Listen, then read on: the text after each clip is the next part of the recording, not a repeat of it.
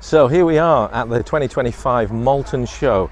This is a local show which is very, very close to where our showroom is based. It's been happening here in Malton for 130 years, and it's a very traditional country show.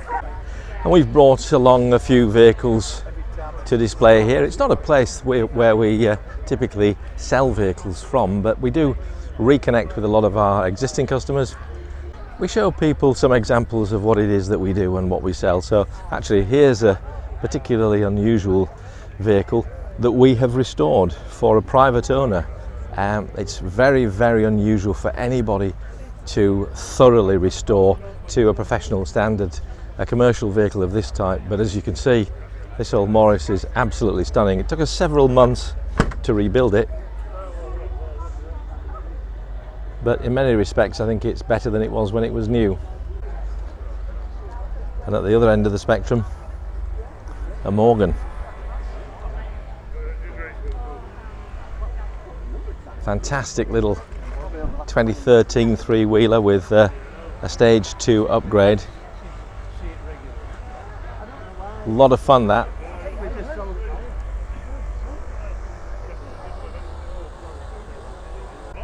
And here's a Jaguar MKII, which although it no longer sports the same number it had then, this is the actual MKII 3.8, which was used in the film Buster with Phil Collins. Very famous old Jaguar. But I drove this back from North Wales. Wonderful drive across about almost 200 miles. And this is quite special, not the sort of thing you see every day. This is a 1955 Rolls-Royce Silver Dawn. Now what's special about this is that at a time when you could buy a standard steel Rolls-Royce or similarly shaped Bentley R-Type, Rolls-Royce was still providing chassis-only vehicles for independent coach builders to build to the customer's specification. So this one was built by a company called Hooper & Co. They were the Royal Coach builders. And what's extraordinary about it is the fact that it's done just 56,000 miles from new. So 56,000 miles since it was built. It was actually first registered in April 1955. And as you'll see from the lever there next to the column, it's actually an automatic car. And it even has electric windows. To put into context, this would be probably about the price of 3 small houses in 1955.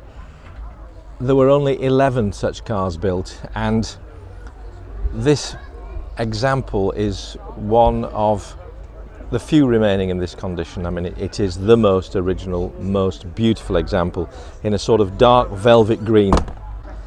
And then an unusual little feature of this particular car, people are very familiar with the Spirit of Ecstasy, but that is the Kneeling Lady. That's a very different kind of mascot. Rolls-Royce Wraiths and some other models had them fitted, but the Kneeling Lady is a distinctive feature of this particular car. Citroën DS, one of the most comfortable motor cars ever built. A revolutionary design of suspension, in fact a revolutionary car all around.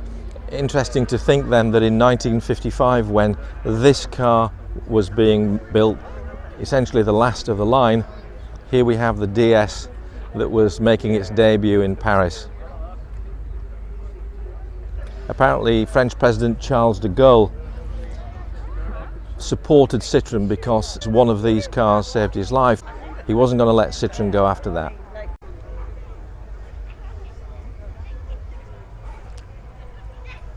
So as you can see, it's really a tremendous variety of vehicles. And you've every kind of shape and size of classic car imaginable. From modern classics like this BMW and the Porsche next to it, to the iconic Jaguar XK120 with its enclosed rear wheels with the spats on the back of it.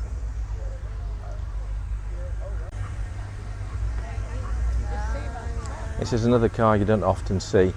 1959 A95, this was called the Westminster. So this is a 6-cylinder engined Austin. Very original interior. A manual car. and that red leather upholstery with white piping would have been a feature of these particular cars when they were new. And here's an early Ford Anglia. Somebody's brought the gramophone with them. Super old thing. There's some period pictures there when the thing was on the road camping when it was very young. There's a very happy little boy on the border of Scotland there. And like many of these cars that had small boots, you had a boot lid that was capable of carrying a bit of weight. And you can see the straps there. You could put a trunk or other luggage on the back of there and strap it down. We've got absolutely idyllic June weather here in Malton today.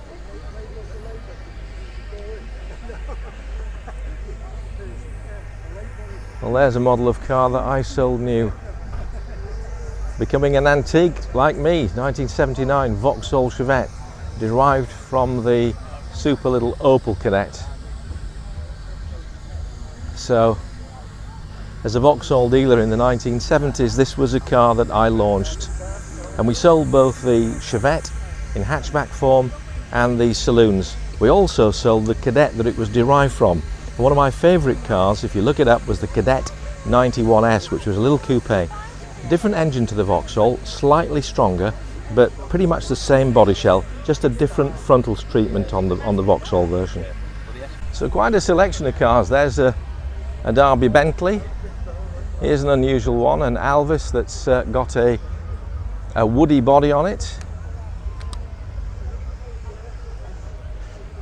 Another car from my youth, 1968 Vauxhall, that's a Victor FD, Foxtrot Delta, individual rear seats. Good cars these, very underrated. And this is the 2-litre engine one.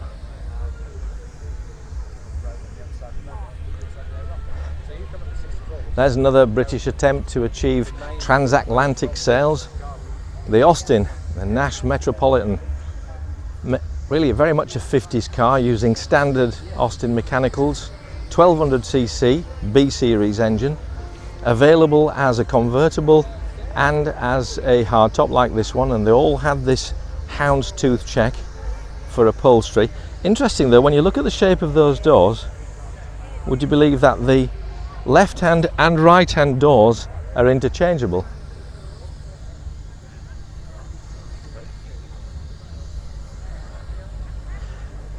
Sold a few, but wasn't a great commercial success. Typically this colour or turquoise and cream. Here's a nice Jaguar XK 150 coupe and a modern Jaguar MGTD and a lovely low mileage Triumph Toledo.